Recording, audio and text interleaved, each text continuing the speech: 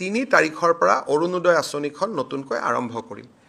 এই আঁচনিখন দিছপুৰৰ পৰা পৰিচালনা হয় ফিল্ডত আমাৰ কোনো এই আঁচনিখন পৰিচালনাৰ বাবে আমাৰ অফিচাৰ বা আমাৰ কোনো মানুহ নাছিল এখন অৰুণোদয় এপ্লিকেশ্যন লৈ ক'তনো দিম মানুহে নাজানে যদি বেংকত টকাটো পোৱা নাই কাকনো কমপ্লেইন দিম মানুহে নাজানে এতিয়া আমি প্ৰত্যেক সমষ্টিতে একোজনকৈ অৰুণোদয় সহায়ক আমি নিযুক্তি কৰাৰ বাবে সিদ্ধান্ত লৈছো নামটো হয়তো সহায়ক নহয় অৰুণোদয় সাৰথী ধৰণৰ হ'ব অকনমান আমি ভাল নাম এটা কৰি দিম কিন্তু এতিয়া প্ৰত্যেক সমষ্টিৰে ব্লক অফিচত নহলে এছডিসিৰ অফিচত নহলে ডিসি অফিচত এজনকৈ অৰুণোদয় সহায়ক বা অৰুণোদয় সাৰথী বহি থাকিব অৰুণোদয় ৰিলেটেড সমস্যাবিলাক তেওঁলোকে ল'বও পাৰিব আৰু সমাধান কৰাৰ বাবে চেষ্টাও কৰিব পাৰিব আপোনালোকে জানে যে চাকৰি সূত্ৰে বহুত অসমীয়া মানুহে ৰাজ্যৰ বাহিৰত ল'ৰা ছোৱালীক পঢ়ুৱায় কোনোবাই সেন্ট্ৰেল গভৰ্ণমেণ্টৰ চাকৰি কৰি আছে কোনোবাই আৰ্মিত চাকৰি আছে সিআৰপিত চাকৰি কৰি আছে কোনোবাই অসম ভৱনত চাকৰি কৰি আছে আগতে আমাৰ মেডিকেলত ৰুল আছিলে যদি অসমৰ বাহিৰৰ স্কুলত কোনোবা পঢ়ে তেতিয়ালে ষ্টেট কোটাত তেওঁ এডমিশন ল'ব নোৱাৰে এতিয়া আমি কৈছো যে অসমীয়া মানুহৰ ল'ৰা ছোৱালী যদি বাহিৰতো স্কুল কলেজ পঢ়িছে অসমত তেওঁলোকে মেডিকেল কলেজ পঢ়াৰ সুবিধা পাব প্ৰভাইডেড দেউতাক মাক 3টা প্ৰজন্মৰ অসমীয়া হ'ব লাগিব তাৰমানে তেওঁৰ ককাকো অসমৰ হ'ব লাগিব আজু ককাও অসমৰ হ'ব লাগিব যদি এনেই যোৱা 10 বছৰত ধৰক মই ধৰি ললো ৰাজস্থানৰ পৰা এজন ব্যক্তি ব্যৱসায়ৰ কাৰণে আহিছে বা কোনোবাই 71 চনত অসমীয়া হৈছে সিটিজেনশিপ লৈছে বা কোনোবাই তেওঁলোকৰ স্বাভাৱিক ককাইকজন আহিলেও দেউতাক মাকটো অলৰেডি নিজৰ ষ্টেট অফ অৰিজিনত আছে গতিকে তাতে পঢ়িছে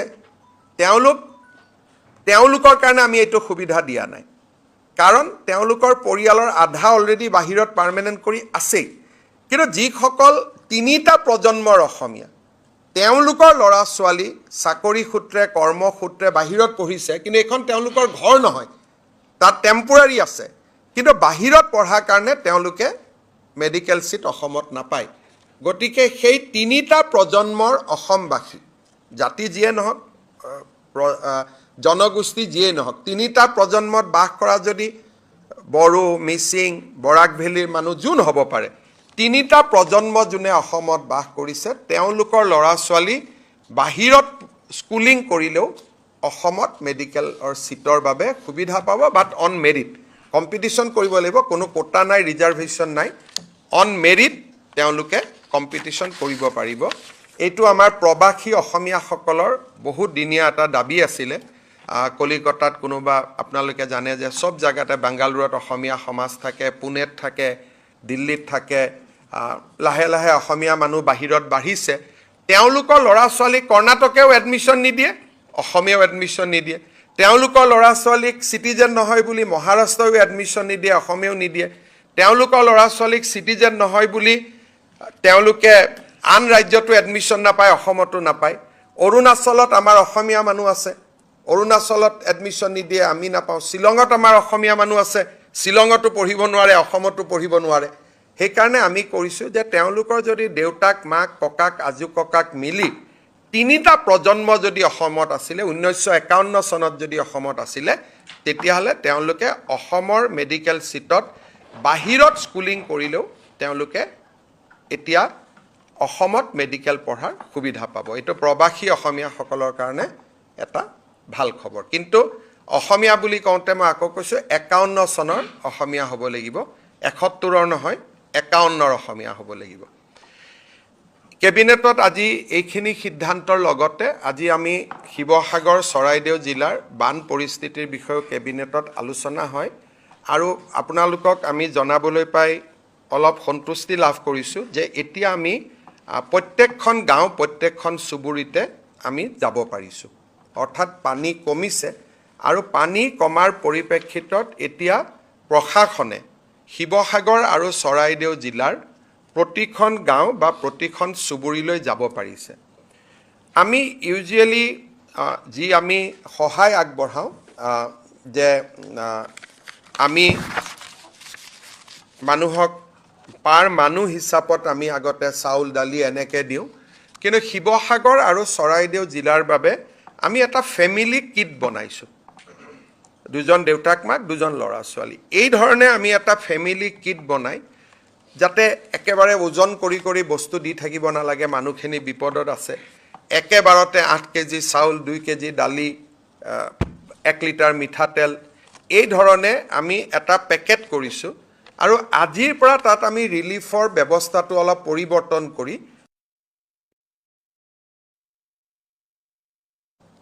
কোনো মণ্ডল মহৰীয়া গৈ আকৌ জুখি জুখি থাকি দাগা পাল্লা দি যাতে বস্তু দি থাকিব নালাগে, প্ৰত্যেকটো পৰিয়াল বুলি আমি এটা পেকেট দি দিব পাৰোঁ। তিনিচুকীয়া, ডিব্ৰুগড়, নগাঁও, যোৰহাট আৰু গুৱাহাটীত এই পেকেটবোৰ আমি পেকেটিং কৰি আছোঁ, যিহেতু শিৱসাগৰ বা চৰাইদেউত সম্ভৱ নহয়। আজিও কিছু পেকেজ গৈছে, অহাকালিও যাব। 3 দিনৰ ভিতৰত আমি আশা কৰোঁ। লুজ চাউল দালি দি আছে অলৰেডি, এনেকুৱা নহয় যে পেকেটটো হ'ব বুলি, লুজ চাউল দালি দি আছে। অতিৰিক্তভাৱে আমি ফেমিলি পেকেট এটা আমি দিয়াৰ বাবে আমি আগবাঢ়ি গৈছোঁ। বহুত মানুহে মোক সুধি আছে যে তাতে আমি কি সহায় আমি ৰাইজক কৰিব পাৰোঁ। বহুতবিলাক NGO বা আন লোকে আমাক সুধি আছে। মোৰ এটাই অনুৰোধ যে আমাক যথেষ্ট কাপোৰ কানি লাগে, কিন্তু ইউজ কাপোৰ কানি নালাগে।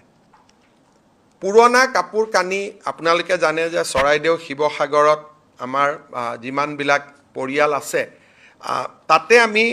ইউজ কাপোৰ পঠাই বহুত বেছি লাভ নহ'ব, কাৰণ তেওঁলোকে ব্যৱহাৰ কৰিবলৈ অসুবিধা পাব।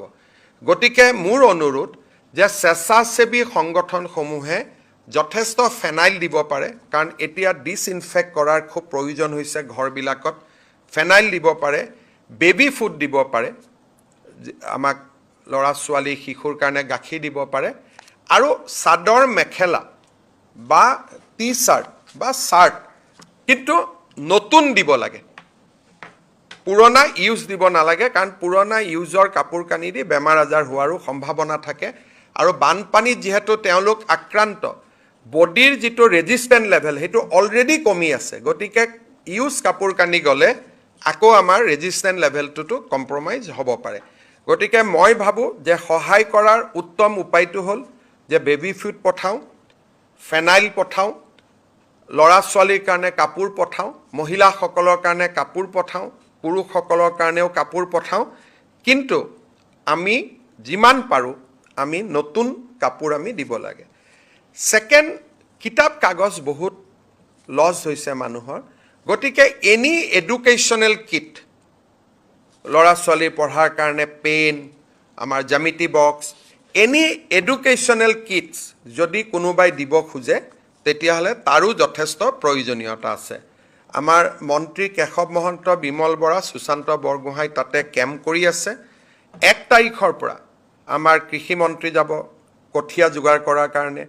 আমাৰ স্বাস্থ্য মন্ত্ৰী যাব, কাৰোবাৰ যদি মেডিকেল কেম্পছবিলাক মোবাইল মেডিকেল ইউনিট চলি আছে তেওঁ পৰ্যবেক্ষণ কৰিব যাব, এনিমেল হাজবেণ্ডাৰী মন্ত্ৰী যাব, ক'ত ক'ত পশু সম্পত্তি পশুধন নষ্ট হৈছে,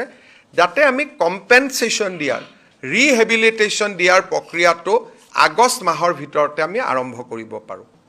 এতিয়াতো আমি যি দি আছোঁ ৰিলিফ দি আছোঁ, কিন্তু ৰিলিফৰ লগত যাতে আমি ৰিহেবিলিটেশ্যন, পুনৰবাসৰ বাবেও আমি পইচা বা সহায় কৰিব পাৰোঁ, তাৰ কাৰণেও আমি 1 তাৰিখৰ পৰা আমি ছাৰ্ভে আমি লাগি যাম। আপোনালোকক জনাবলৈ পাই মই আনন্দিত যে কেন্দ্ৰীয় এছেছমেণ্ট কৰা যিটো দল, ইণ্টাৰ মিনিষ্ট্ৰিয়েল গ্ৰুপ, আজি তেওঁলোক আহি পাইছে আৰু তেওঁলোক ইতিমধ্যে যোৰহাট, গোলাঘাট,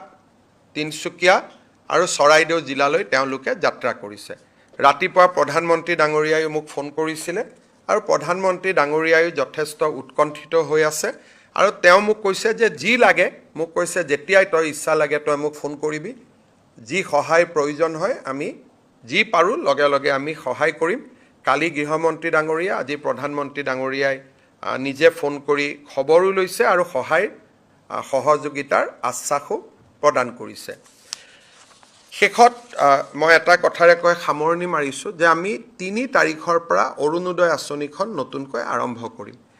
এই আঁচনিখন দিছপুৰৰ পৰা পৰিচালনা হয়। ফিল্ডত আমাৰ কোনো এই আঁচনিখন পৰিচালনাৰ বাবে আমাৰ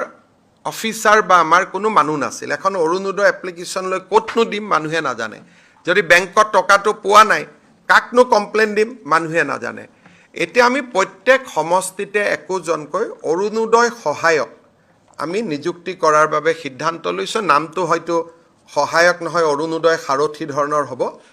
অকনমান আমি ভাল নাম এটা কৰি দিম কিন্তু এতিয়া প্ৰত্যেক সমষ্টিৰে ব্লক অফিচত নহলে এসডিসিৰ অফিচত নহলে ডিসি অফিচত এজনকৈ অৰুণোদয় সহায়ক বা অৰুণোদয় সাৰথি বহি থাকিব অৰুণোদয় ৰিলেটেড সমস্যাবিলাক তেওঁলোকে ল'বও পাৰিব আৰু সমাধান কৰাৰ বাবে চেষ্টাও কৰিব পাৰিব থুলমূলকৈ কেবিনেটত আজি এইখিনি সিদ্ধান্ত আছিল আপোনালোকৰ যদি কিবা প্ৰশ্ন আছে মই কৰিব পাৰো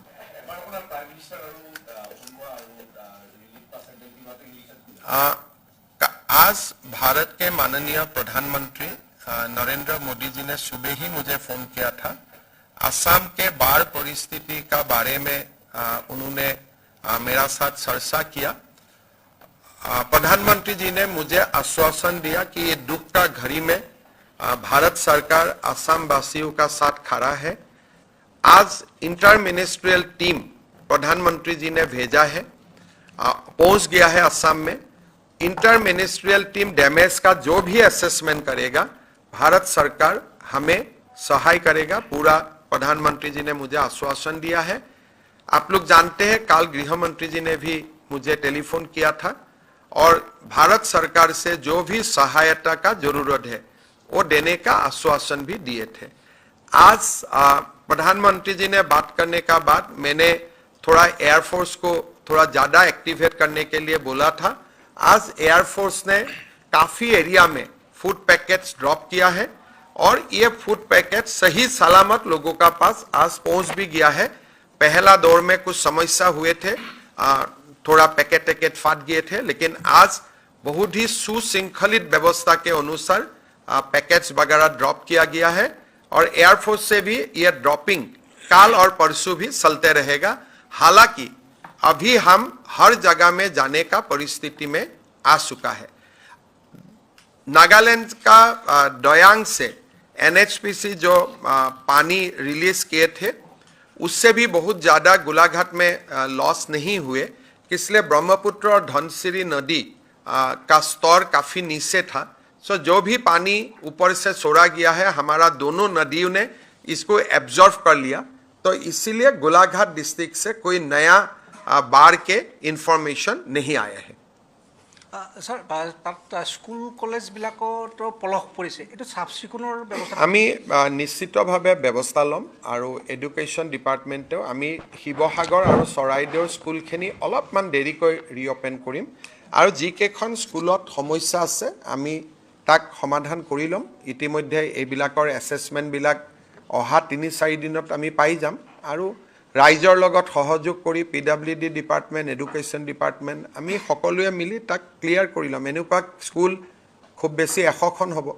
আমি ভাল কৰি ল'ম এমএলএ ফাণ্ডৰ যেটো 10% কথা কৈছিল ইউজ কৰিব পৰা যাব 10% মানে 15 লাখ টকা এইটো দি কিমান হ'বগৈ কাম গতিকে আমি সহায় কৰিবই লাগিব কৰাটো কোনো আপত্তি নাই কিন্তু 15 লাখ টকা দিটো এইটো কৰিব নোৱাৰে আমি আমাৰ বিধায়কসকলক বা ৰাইজক আমি যথেষ্ট সহায় কৰিব লাগিব আৰু এইটো ক্ষেত্ৰত আমি পইচা লৈ চিন্তা কৰা নাই আমাৰ পইচা আছে গতিকে আমি